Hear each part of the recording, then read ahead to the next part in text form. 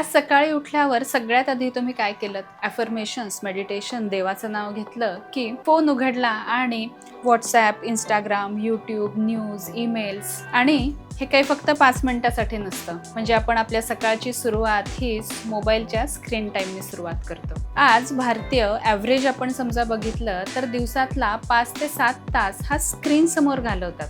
आता स्वतःलाच एक प्रश्न विचारा की अगदी शेवटी तुम्ही मोबाईल शिवाय 1 तास हा कधी घालवला होता? नमस्कार, मी डॉक्टर प्रेरणा बेरी. ऊर्जा वेलनेस या यूट्यूब चॅनलमध्ये तुमचं स्वागत आहे. आता जेव्हा आपण हा मोबाईलवर वेळ घालवतोय, स्क्रीन टाईम हा जेव्हा जास्त आहे, तेव्हा ही समस्या ही स्क्रीन टाईमची नाही आहे, तर ही आहे तुमच्या मेंदूची. जर 7 दिवस आपण स्क्रीन टाईम कमी केला तर तुमच्या मेंदूमध्ये, ब्रेनमध्ये नक्कीच काही बदल होऊ शकतात. आणि असं मी सांगितलं तर नक्कीच तुम्हाला आश्चर्य वाटेल. पण आज आपण बघणार आहोत की मॉडर्न न्यूरोसायन्स हे काय सांगतं आणि हजारो वर्षांपूर्वी आयुर्वेदाने मन आणि इंद्रियांच्या संतुलनाबद्दल काय सांगून ठेवलं होतं. आणि अर्थात हा आपण समजा स्क्रीन टाईम 7 दिवस कमी केला तर तुमच्या मेंदूमध्ये काय काय बदल होऊ शकतील आणि ह्याचा चांगला फायदा हा तुमच्या संपूर्ण लाईफस्टाईलवर, तुमच्या शारीरिक मानसिक आरोग्यावर हा कसा होऊ शकेल. आता तुम्ही एक रियालिटी चेक केला पाहिजे की तुम्ही फोन वापरताय की फोन तुम्हाला वापरतोय. आता एक छोटासा प्रयोग करूया.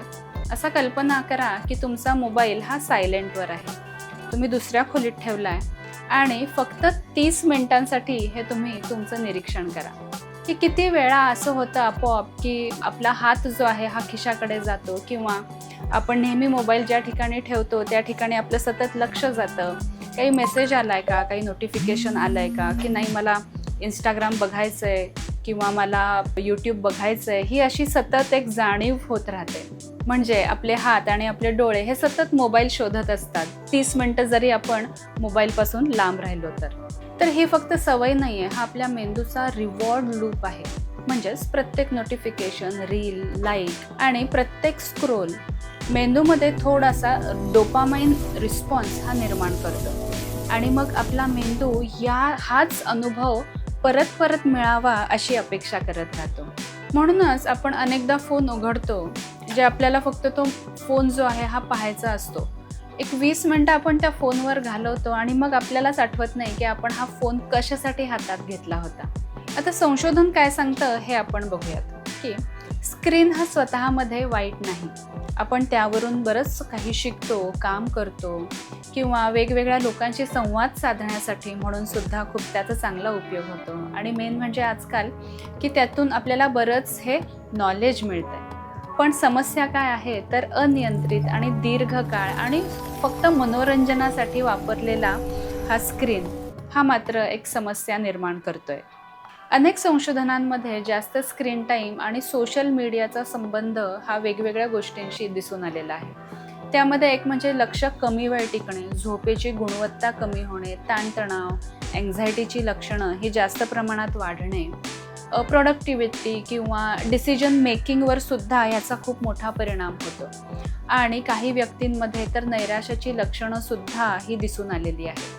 याचा अर्थ फोन वापरणारा प्रत्येक व्यक्ती हा आजारी असतोच किंवा आजारी पडू शकतो असं नाही आहे. पण जितकं जास्त तुमचं अटेन्शन हे सतत छोट्या छोट्या गोष्टींमध्ये विभागलं जातं तेवढा तुमच्या मेंदूवरचा ताण हा वाढू शकतो. आता ब्रेनमध्ये नक्की काय घडतं हे आपण बघूयात. पूर्वी एकच काम, एकच विचार, एकच संभाषण, म्हणजेच एकच काम जास्त वेळ हे करत राहणं. आणि आजकाल काय होतं की दर 10 सेकंदांनी वेगवेगळी नोटिफिकेशन्स, व्हॉट्सॲप, इंस्टाग्राम, रील्स ह्याचा सतत खूप मोठ्या प्रमाणात हा भडीमार होत असतो. म्हणजे आपला मेंदू हा सतत एका गोष्टीवरून दुसऱ्या गोष्टीवर हा स्विच होत असतो, सतत हा उड्या मारत असतो. आणि जेव्हा आपण एका गोष्टीवरून दुसऱ्या गोष्टीकडे जातो तेव्हा त्याच्यासाठी ही जास्त प्रमाणात ऊर्जा लागते. आणि म्हणूनच दिवसभर काही विशेष काम केलं नसतानाही संध्याकाळी डोकं जड वाटतं, फोकस राहत नाही, चिडचिड होऊ शकते किंवा मेंटली खूप थकलो आहे, फटीग आला आहे असं वाटू शकतं किंवा एकूणच आपल्याला आळस भरला आहे किंवा काहीच करू नये आता, बास खूप काम झालं असं वाटतं. म्हणजे स्क्रीन टाईम हा जास्त असल्याने ब्रेन फटीग येतो आणि याचा परिणाम हा शारीरिक आणि मानसिक दोनही पातळ्यांवर हा आपल्याला दिसायला लागतो. आणि वेगवेगळे केमिकल चेंजेससुद्धा होतात आणि नर्वस रिस्पॉन्सेससुद्धा बदलतात. आता आपण बघूयात की जर का तुम्ही 7 दिवस तुमचा स्क्रीन टाईम कमी केला तर काय काय होऊ शकतं. तर हे आहे ब्रेन रिसेट चॅलेंज. तर पहिल्या दिवशी सगळ्यात कठीण जाणार आहे बरं का. फोन हातात घ्यावासा वाटेल, खूप रेस्टलेस वाटेल, खूप बेचैन वाटेल तुम्हाला. म्हणजे जसं एखादं व्यसन सुटताना होतं अगदी त्याचप्रमाणे हे तुम्हाला विड्रॉवल सिम्पटम्स हे जाणवण्याचे चान्सेस हे नक्कीच जास्त आहेत. कारण मेंदूला सतत मिळणारं जे डिजिटल रिवॉर्ड आहे तो अचानक कमी होणार आहे. त्यामुळे पहिल्या दिवशी तर तुम्हाला नक्कीच खूप जास्त प्रमाणात त्रास होणार आहे. दुसऱ्या आणि तिसऱ्या दिवशी हळूहळू नोटिफिकेशन्स पाहायची सवय ही मात्र थोडीशी कमी व्हायला लागेल आणि आपल्यातच रमण्यापेक्षा तुम्हाला लोकांशी बोलावंसं वाटेल, संभाषण करावंसं वाटेल. पुस्तक वाचताना तुमचं लक्ष हे कमी विचलित होईल, म्हणजेच तुमचा फोकस हा जास्त वाढणार आहे. तर दुसऱ्या आणि तिसऱ्या दिवशी हे नक्कीच तुम्हाला तुमचा फोकस वाढलाय हे नक्कीच तुम्हाला दिसून येईल. जर विशेषतः तुम्ही रात्री स्क्रीन टाईम हा कमी केला असेल तर तुमच्या झोपेची गुणवत्ता ही नक्कीच सुधारलेली तुम्हाला 4थ्या आणि 5व्या दिवशी हे दिसेल. सकाळी उठल्यावर हा जडपणा वाटणार नाहीये. तुमचा मूड हा अधिक तुम्हाला स्टेबल, संतुलित असल्याचा अनुभव हा नक्कीच 4थ्या आणि 5व्या दिवशी येईल. आणि समजा तुम्ही अजून टिकून राहिलात तर 6व्या आणि 7व्या दिवशी तुम्हाला अजून चांगले अनुभव हे यायला लागतील. म्हणजे माझे अनेक पेशंट सांगतात की 6व्या आणि 7व्या दिवशी मन हे अधिक शांत वाटायला लागतं. फोकस तुमचा अगदी चांगल्या पद्धतीने हा वाढलेला वाटतो. म्हणजे प्रत्येक कामातच तुमचा फोकस हा वाढलेला दिसतो. सतत फोन तपासण्याची गरज ही कमी व्हायला लागते. प्रोडक्टिव्हिटी ही सुधारल्यासारखी वाटते. अँक्झायटी ही कमी झाल्यासारखी पण तुम्हाला दिसू शकेल. पण लक्षात ठेवा, प्रत्येक व्यक्तीचा अनुभव हा वेगळा असू शकतो. त्यामुळे 7 दिवस जेव्हा तुम्ही तुमचा स्क्रीन टाईम कमी करताय तेव्हा तुम्हाला काय अनुभव येत आहेत हे मात्र आम्हाला कमेंटमध्ये सांगायला विसरू नका. आता इथे हे 7 दिवस तुम्ही स्क्रीन टाईम कमी करताय तर तुमचा ओव्हरऑल तुम्हाला शारीरिक आणि मानसिक दोन्ही पातळ्यांवरती खूप चांगले रिझल्ट्स हे दिसून येतात. स्क्रीन टाईमचा आपल्या झोपेवर खूप मोठा परिणाम हा दिसून येतो. आता सगळ्यात महत्त्वाचा मुद्दा म्हणजे ब्लू लाईट. रात्री झोपण्यापूर्वी मोबाईल, लॅपटॉप, टॅबलेट, कम्प्युटर याचा जेव्हा आपण वापर करतो तेव्हा आपल्या शरीरातील मेलॅटोनिन हे झोपेला मदत करणारं जे हॉर्मोन आहे त्याच्या स्त्रावामध्ये हा विलंब होऊ शकतो. आणि त्यामुळे मग काय होतं की झोप उशिरा लागणं, सकाळी उठल्यानंतर हा ब्रेन फॉग आपल्याला दिसतो, थकवा दिसतो, चिडचिड किंवा आपला मूड हा सतत हा खराब राहतो.